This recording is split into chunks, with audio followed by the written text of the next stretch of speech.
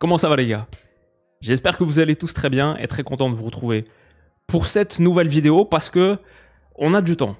Ma chérie est en déplacement, j'ai littéralement le temps de regarder 4 matchs par jour. Donc je me suis enfermé, non pas tout à fait, j'ai pas de clé, mais je suis dans mon bureau, dans la caverne à football. Et j'ai j'ai pas mal de temps pour sortir des vidéos. Comment Paris a choqué le monde? Ce matin, je me suis réveillé, j'ai reçu un texto de mon tonton marseillais qui me dit « Ouais, t'as vu Paris hier, incroyable, je crois qu'ils vont regagner la Champions ». Donc là, peut-être le titre, c'est « Comment Paris a choqué mon oncle ». Mais dans cette vidéo, ouais, j'ai revu Barça-PSG et j'ai encore plus de choses à en dire qu'hier. On va aussi faire Monaco-City, on va parler du Dortmund, de Dani Svensson, on va parler du Napoli, la bromance qui est en train de naître entre Rasmus Højlund et Kevin De Bruyne. Mais d'abord, j'ai encore des choses à dire sur hier soir parce que je me suis couché, je me suis réveillé et il y avait une question qui me taraudait encore. On a fait ce débrief au coup de sifflet final et j'adore débriefer le PSG au coup de sifflet final, dans le show, quand c'est bien frais. Mais en vrai, je pense que je préfère encore le lendemain matin. J'avais fait ça sur la J1 contre l'Atalanta, cette vidéo, quand je vois Paris faire ça, à la quête des 2 étoiles, leur très très grosse perf au Parc des Princes contre Bergame. Il y a tellement de matière avec ce PSG de Luis Enrique, c'est de la grande littérature, ou c'est un grand film, c'est du Stanley Kubrick, My Guy. C'est tellement beau, dense, riche, que sur un visionnage, sans pouvoir faire vraiment play-pause, sans VLC, tu peux pas tout saisir. Donc j'aime bien le faire le lendemain. Et j'avais une vraie question en me réveillant ce matin. Comment est-ce qu'ils ont fait pour, pas seulement gagner ce match, comment est-ce qu'ils ont fait pour le retourner? Qu'est-ce qui s'est passé pour qu'on passe d'une première période, d'une première demi-heure de nette domination du Barça, les 30 premières minutes, franchement, Paris existe à peine dans ce match. Yamal, on se souvient comment ça a démarré, bien sûr, l'enchaînement technique régale, on va pas se repasser, mais voilà, la roulette de Zidane, oui, le crochet long sur Nuno Mendes, la passe dans l'intervalle pour Ferran, cette passe L2 quelques minutes plus tard, Ferran efface Chevalier, il faut un énorme retour de Zabarni sur sa ligne pour empêcher le Barça d'ouvrir le score. Ils vont ouvrir le score pourtant quelques instants plus tard sur ce service de Rashford, top passe pour Ferran, qui finit très très bien. Pedri, à un moment, a sorti le costume de lumière sur Zahir Emery. Ici, l'enchaînement, la petite talonnade se mêle. En une touche, Yamal pour Koundé dans le demi-espace. En une touche, Koundé pour Pedri sur la largeur droite. Le centre en retrait. Bord de ligne de 16 mètres. Olmo, c'est dangereux. Il y avait un moment où Paris existait à peine dans cette rencontre et le Barça, ça chauffait très très fort. Tu regardes juste les 25-30 premières minutes, tu te dis, oula, ça peut mal tourner pour les Parisiens. Il y a, pendant cette période, 2 tirs, grosso modo, pour Paris. C'est une tête sur corner de Zabarni, ici, en déséquilibre, 12e minute de jeu. Et sur cette action, Zabarni, Eric Garcia, où Eric Garcia cherche le penalty, Paris s'en sort, accélère. Il y a 7 frappes contrées de Mayoulou, entrée de surface. Ça donne un corner, tapé par tapé par Nuno Mendes. Mbaye gagne le coup franc haut sur cette faute de Rashford. Hakimi l'envoie en pleine lucarne, c'est sorti par Chesney. Bel arrêt. Et après, sur le corner qui suit, c'est Romy et Vitinha envoient une chandelle. Tout ça, c'est des actions à... Alors, le coup franc d'Hakimi, c'est 0.04 XG. Le tir contré de Mayoulou, 0.06. La chandelle de Vitinha, 0.01. La tête, pour le coup, de Zabarni, 0.2. Donc, considéré comme une grosse occasion. Parfois, peut-être, on mésestime ces têtes un petit peu en déséquilibre sur corner dans les 6 mètres. Mais bon, grosso modo, par rapport au but, par rapport à la méga occasion de Ferran, et dans l'ensemble sur ce qu'on voit de la texture, je trouve Paris nettement en dessous. Comment est-ce qu'ils ont fait pour pourtant complètement retourner ce match sur l'heure qui a suivi? Alors, pour moi, en revoyant tout, la manière dont je le décrirais, c'est la force tranquille. Et il y a les deux. Il y a la force et il y a la tranquillité. Déjà, la tranquillité, la sérénité, c'est qu'ils n'ont jamais déconnecté et ils sont toujours restés dans leur match. Alors, ça semble être une phrase bateau, dit comme ça. Des exemples concrets pour l'illustrer. Vitinha, 19e minute, cette passe, mauvaise passe, interceptée. C'est ça qui donne l'ouverture du score du Barça derrière. Et pourtant, il est resté stoïque. Il est d'un stoïcisme implacable. Le mec a tellement confiance en lui et en le module de jeu Luis Enrique. Aucune réaction. genre 20 minutes plus tard, 34e, quand ça commence un petit peu à s'inverser pour le Paris Saint-Germain qui est sorti sur des transitions, des accélérations, on va revenir sur ce thème-là. Déjà, ils sont courageux et audacieux, ils sont sereins et calmes avec ballon. Mendes, il y a Ferran, il y a tout le bloc du Barça qui sort. Il joue pas derrière vers Chevalier, il continue de jouer vers l'avant sur Vitinha. Vitinha là, envoie un petit ballon par-dessus, la ligne haute du Barça pour le coup a bien fonctionné, les appels parisiens n'étaient pas dans le bon timing, donc c'est direct un ballon rendu, personne réagit. Ça me marque parce que souvent je vois des équipes faire des choses, quand ça aboutit pas, il y a au moins un mec qui réagit avec un petit peu de frustration. Vitinha, à ce stade, son match, c'est une passe qui a donné l'ouverture du score du Barça, là il vient de rater un nouveau geste, aucune réaction, absolument aucune réaction. Aucune réaction de Barcola by Mayulu, à part aller presser. Des robots. Et cette sérénité robotique, elle est pour beaucoup dans le fait que le Paris Saint-Germain réussit à revenir dans la rencontre. On verra tellement toute la saison d'autres équipes s'agacer dans les moments difficiles, déconnecter. Pas le PSG. Et ça, je trouve ça très fort. Je trouve ça très fort quand, quelques instants plus tard, pareil, Vitinha sous pression, dos au but, dans ses 30 mètres, Olmo qui sort, et il fait du Vitinha. Il joue son jeu, c'est aussi simple que ça. Mais ouais, ici, le mec peut le mordre à 1 mètre. C'est tellement comme je disais dans les commentaires l'autre jour, le leprechaun portugais. Il est virevoltant, il est magique, et c'est très très dur de lui prendre le ballon. Il résiste à la pression, il veut même attirer la pression, joue sur Zabarni. Zabarni Vitinha. Frenkie a compris, Frenkie a vu. Attention, maintenant il y a Ruiz entre les lignes, entre Rashford et Ferran, qui en plus sont pas les meilleurs presseurs. Et il est servi, boum, en une touche par Vitinha, qui est récompensé de son audace, de sa sérénité, de son calme. Et derrière, ouais, là on voit des signes d'agacement. Le PSG a été tranquille, serein, même dans le moment difficile. Et c'est comme ça qu'ils sont revenus dans la rencontre en partie. Mais cette force tranquille, il y a aussi la force. Il y a aussi la puissance. Et pour moi, c'est la plus grosse différence entre le Barça et le PSG hier soir. Quand je vois 32e minute, le moment pivot du match, pas cette action précisément, mais chronologiquement, le moment où ça commence à tourner en direction du Paris Saint-Germain, le Barça à ce stade réussit toujours à bien s'en sortir. Longue ligne, Gérard Martin qui trouve Rashford, 1 contre 1 dans le grand espace avec Zabarni. Et il le fait un petit peu tourner. Pendant un moment, Rashford avait un peu pris le dessus sur Zabarni. Un moment où il passe un bon dribble sur lui. Qui revient comme ça dans l'écran, Achraf Hakimi. Cette course de repli avec tellement de puissance. Et derrière, quand le ballon est gagné, il est venu épauler son gars. Quand le ballon est gagné, Vitinha, tranquille, joue vers Mendes.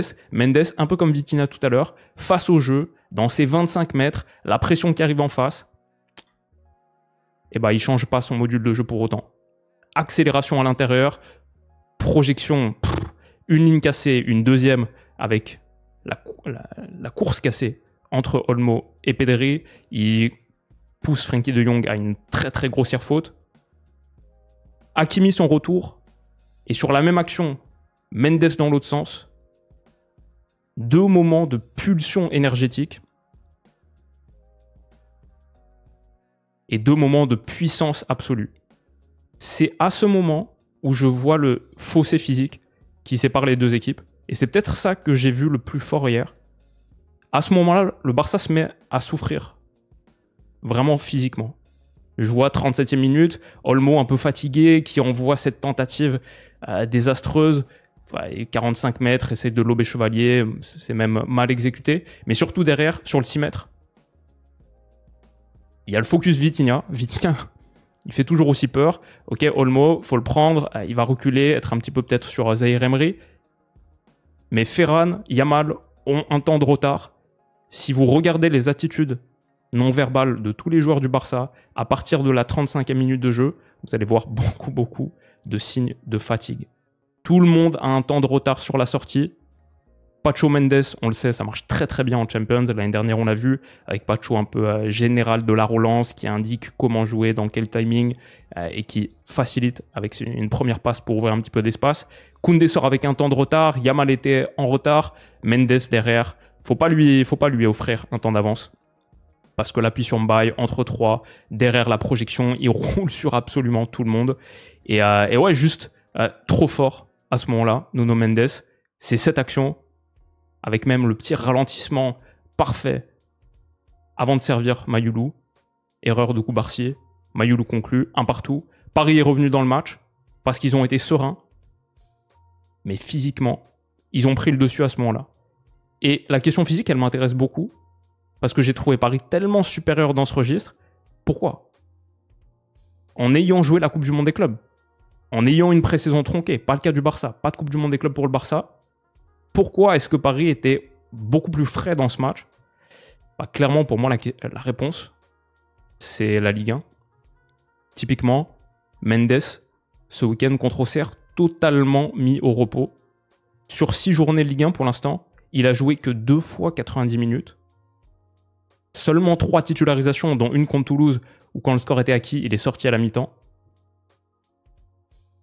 On en parlait la semaine dernière. Enrique avait en gros 12-13 joueurs Ligue des Champions, mais il utilisait ses joueurs Ligue 1, Zaïre Emery, Kang In Lee, qui sur la phase d'élimination directe de la saison dernière avaient quasiment pas joué, pour faire de la rotation, pour garder tes meilleurs éléments frais. À une époque, je me souviens que le discours en Ligue 1, c'était il n'y a pas assez d'adversité pour te préparer pour les gros matchs de Champions. Et à un moment, je pense que c'était vrai, effectivement. Mais maintenant, l'avance que Paris a en championnat, c'est une aubaine.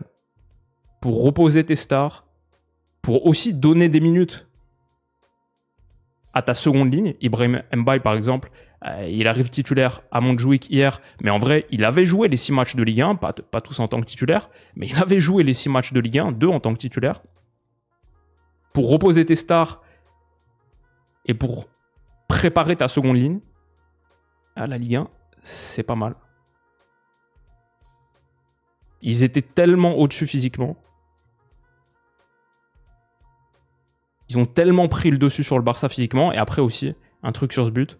Je sais pas si Mayoulou, qui a très très bien fini, je sais pas si le fait d'avoir marqué en finale de Champions, ça l'a rendu froid, mortellement froid. Mais quasiment pas de célébration sur l'égalisation. Ça aussi, je trouve, sur la sérénité, sur la force mentale. L'objectif de Paris, ça se voit, c'est pas de faire jeu égal dans ce match. Ils sentent qu'ils sont en train de prendre le dessus. Ils ont cette force tranquille. Et cette ambition, on continue de la voir dans leur build-up. Ou par exemple, là, Vitinha, dans sa propre surface de réparation, continue de prendre les risques qu'il a toujours pris. Hakimi, franchement, il y a beaucoup d'équipes qui paniquent dans cette situation. Surtout sur la passe négative d'Hakimi pour Zabarni dans ses 3 mètres, pressé, un petit peu excentré. Et pourtant, long ligne comme ça, il trouve Vitinha, qui a continué de se déplacer. Le Paris Saint-Germain se projette, il y a une petite faute offensive de Barcola là-dessus. Mais c'est assez remarquable. Et quand je contraste avec ce qu'il y a en face, à la 40e, Koundé passe en retrait, Chesney, pas très doué au pied, passe fatigué pour Koubarsi, et c'est méga dangereux en vrai. Et le Paris Saint-Germain gagne un ballon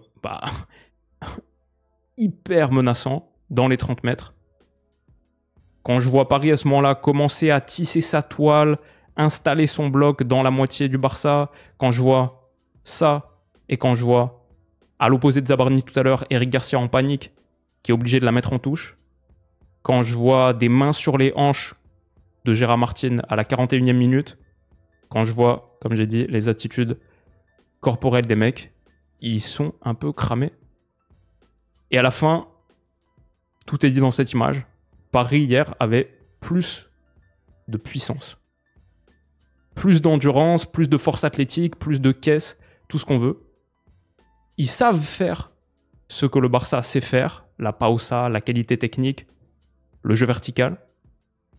Mais ils ont juste plus de puissance. Plus de chevaux. Les deux sont des très très belles voitures. Les deux sont des Porsche 911 peut-être. Sophistiqués, rapides, raffinés. Mais Flick, c'est plutôt une Porsche Carrera basique. Luis Enrique, il a la GT3 RS. Et moi je dis ça, j'ai pas le permis.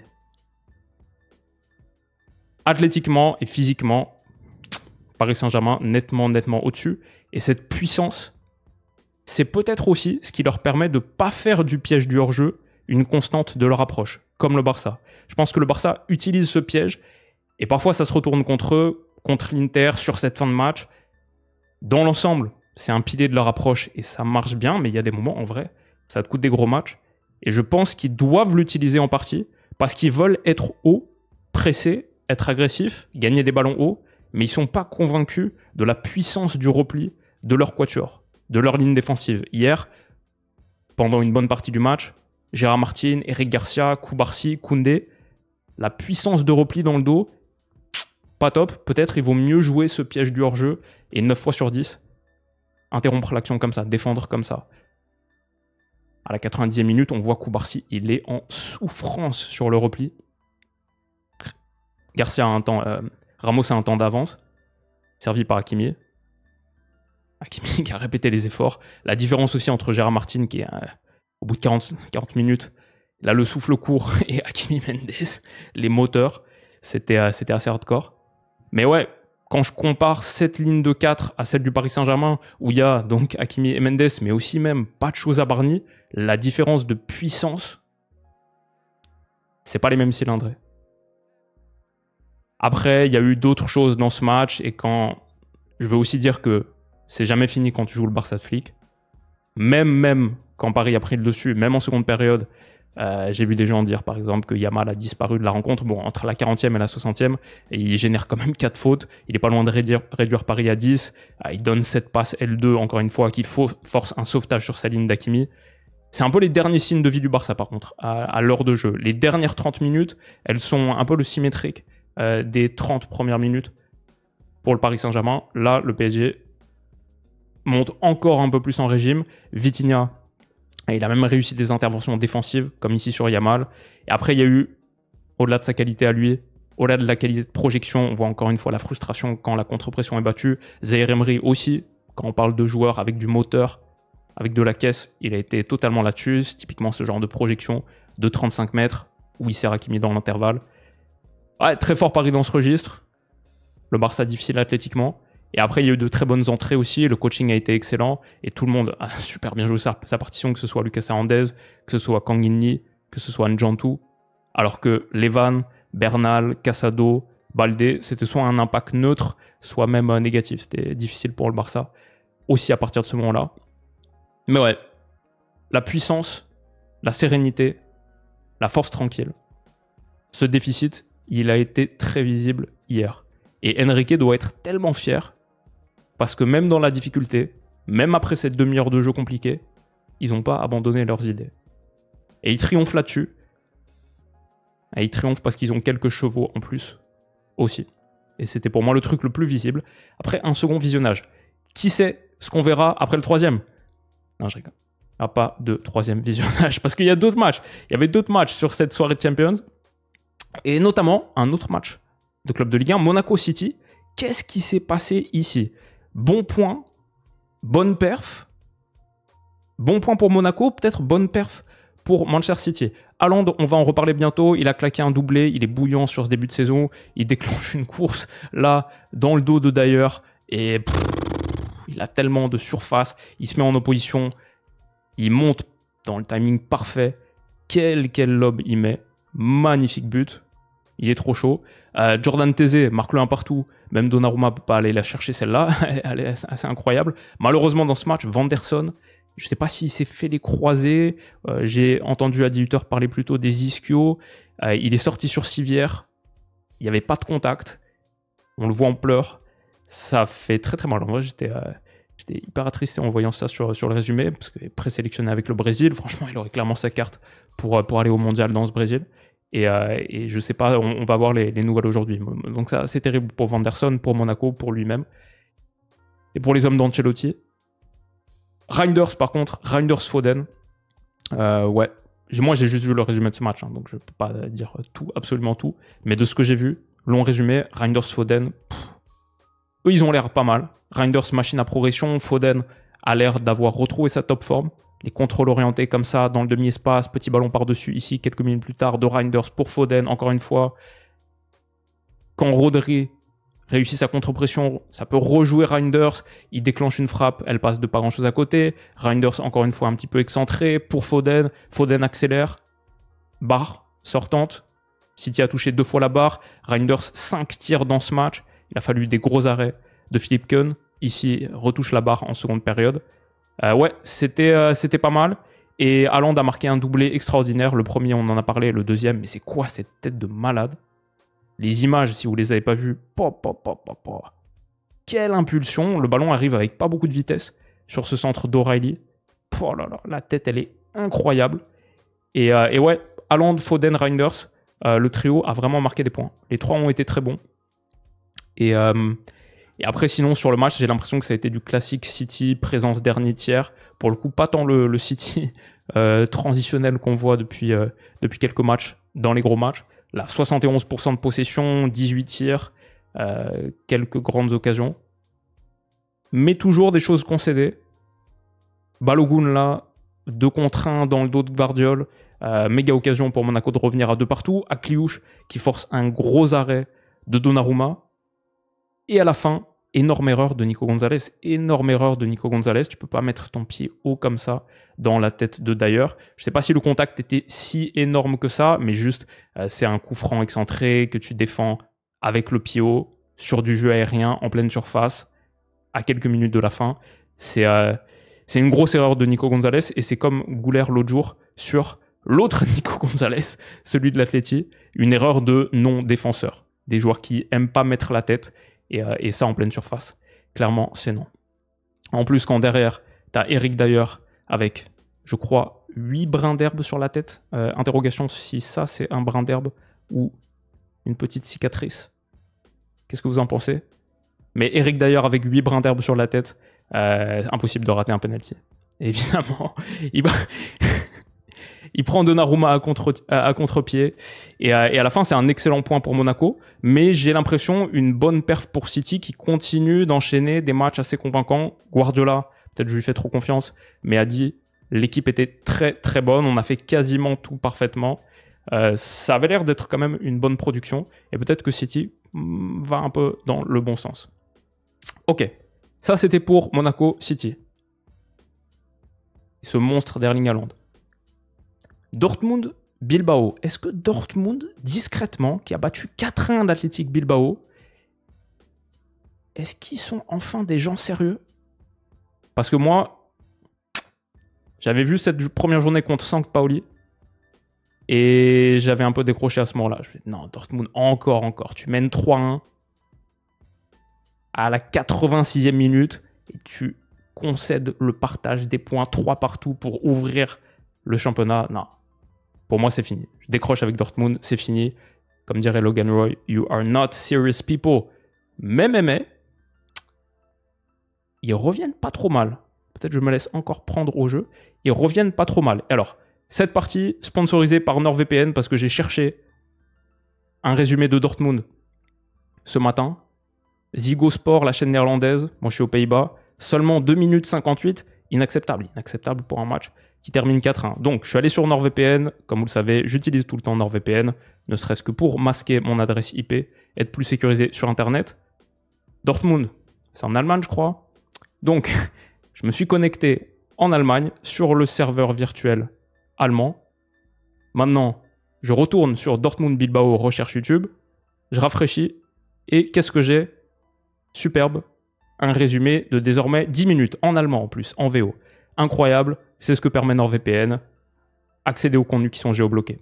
C'est top, je l'utilise tout le temps et vous avez accès en description à une offre spéciale qui revient à moins de 3 € par mois sur 28 mois. nordvpn.com/Willou. Et merci à NordVPN d'avoir sponsorisé cette vidéo. Dortmund, serious people, oui ou non? Écoutez, deuxième match de Champions à 4 buts. Après, c'est quand même fait remonter contre la Juve de Vlahovic il y a 2 semaines. Mais ils n'ont toujours pas perdu. Ils sont sur 4 victoires d'affilée en Bundesliga. Maintenant, ils gagnent 4-1 contre Bilbao. Ils avaient fini très très fort, on s'en souvient, sous Niko Kovac la saison dernière pour arracher la Champions. Et là, dans ce match, j'ai vu des bonnes choses. Chukwuemeka qui était titulaire, top poussé à l'intérieur, beaucoup d'énergie. C'était donc un 3-2-4-1 et il était 10 aux côtés d'Adeyemi sous Guirassy. Le 3-2-4-1 typique allemand, double pivot Job Bellingham et Marcel Sabitzer. Adeyemi a fait un top match aussi, j'ai l'impression. Quand il est servi ici, dans le demi-espace, donne le centre en retrait, fort second poteau pour Daniel Svensson, qui a été assez hardcore aussi. Svensson, Adeyemi, top. Adeyemi, je crois, 3 buts, 3 passes décisives sur le dernier mois de compétition. Donc il a l'air assez chaud. Et Dortmund a vite marqué le 2-0. Encore une fois, Adeyemi en seconde période. Début de seconde période, Adeyemi projection, Guirassy trouvé, et Chukwuemeka au bout. Donc Chukwuemeka pas mal, Adeyemi pas mal, Svensson excellent, Simon pas top du tout, Unai Simon dans les buts. Il doit faire mieux sur ça sans doute. Mais peut-être que ces petits gars de Kovac, ils sont pas mal. Yeah, rock on, man. Mais à 2-1, quand l'Athletic revient, dans les derniers instants du match, j'ai revu une équipe qui, quand même, mentalement, ils ont quelques traumatismes. Ils ont quelques démons. C'est chaud là. C'est très chaud ici, sur ce centre en retrait. Et il faut un énorme retour de Daniel Svensson, qui, au-delà de son but, a été vital. Je crois qu'il enchaîne les grosses perfs en ce moment.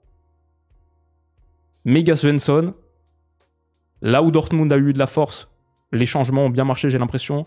Quand ils font entrer Bayer, Nmecha, gros retour de Bayer ici. Nmecha sur la projection derrière. C'est pas mal. C'est pas mal quand tu peux faire entrer ces gars. Dans la dernière demi-heure, encore une fois, Nmecha, Bayer qui combine ici. Et même Brandt qui est entré, a marqué. 4-1 pour Dortmund à la fin. Belle victoire pour eux. Et aussi un gros événement que j'ai raté il y a 10 jours. C'est Nico Schlotterbeck qui a fait son retour. Il a joué 2 matchs de Bundesliga. 2 fois 90 minutes. Il est entré là à 20 minutes de la fin. Il a pris le brassard de capitaine.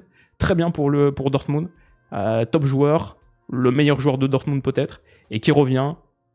Ils vont en avoir besoin parce qu'ils sont des gros matchs. Leipzig ce week-end.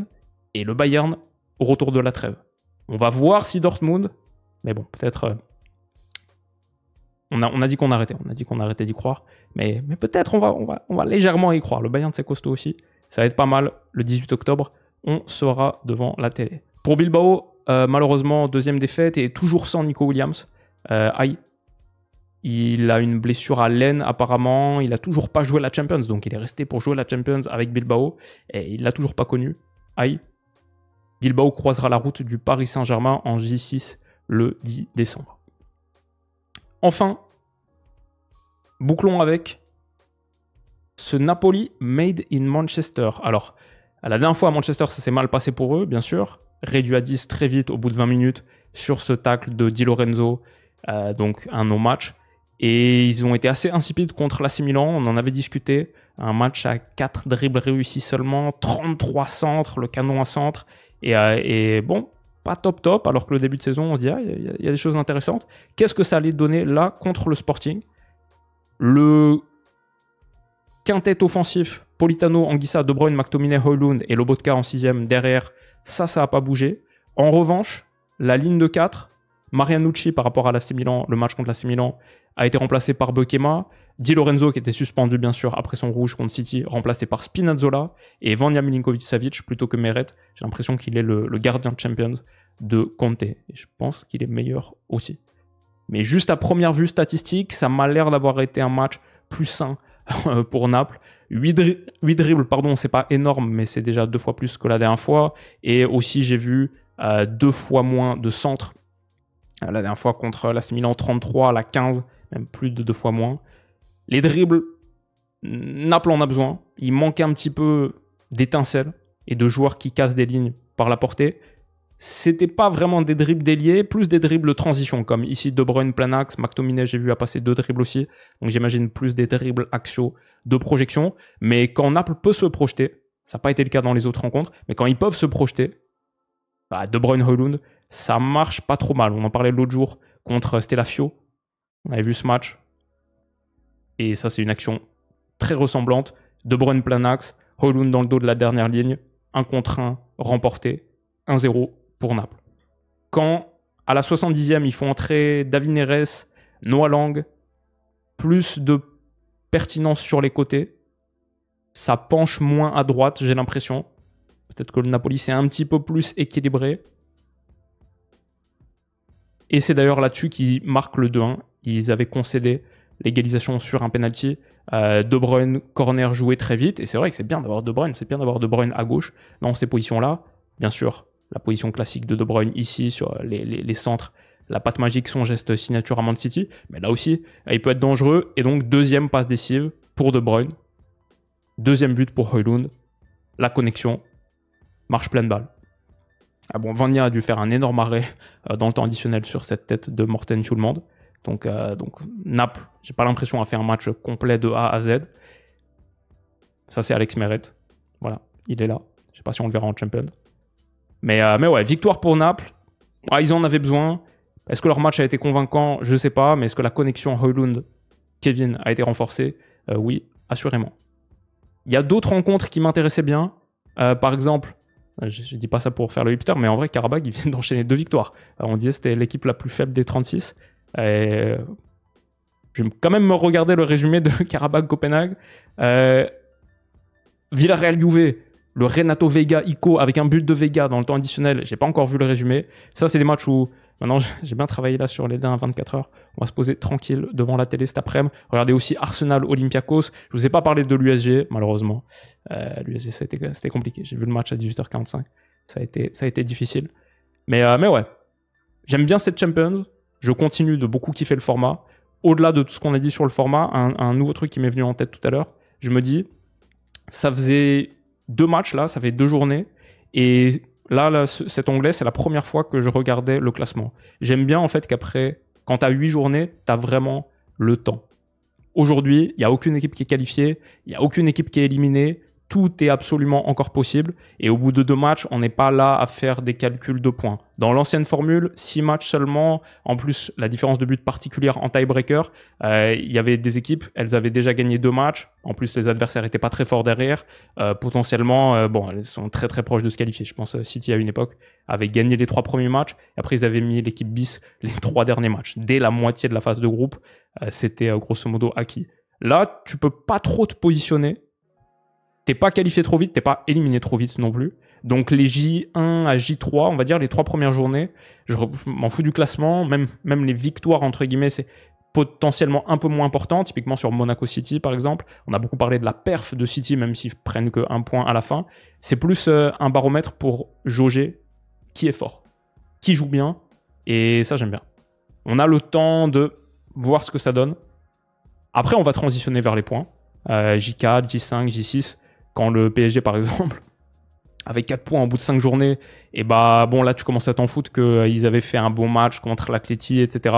Et ouais, contre Salzbourg, il fallait prendre les points. Contre City, il fallait prendre les points. Contre Stuttgart, il fallait prendre les points. C'est sûr. Mais pour l'instant, là, sur ces premiers matchs, on peut vraiment se focus sur le contenu.